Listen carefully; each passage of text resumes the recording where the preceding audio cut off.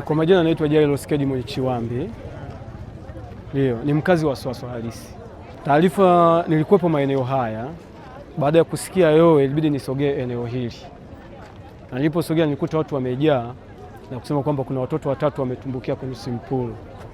Na kweli nikaenda kuchungulia kwenye swimming pool nikawakuta hao watoto watatu wametumbukia kwenye swimming pool.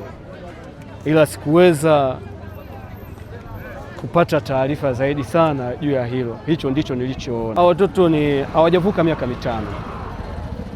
Yaani hawajavuka miaka mitano. Wa kike wawili, wa kiume mmoja.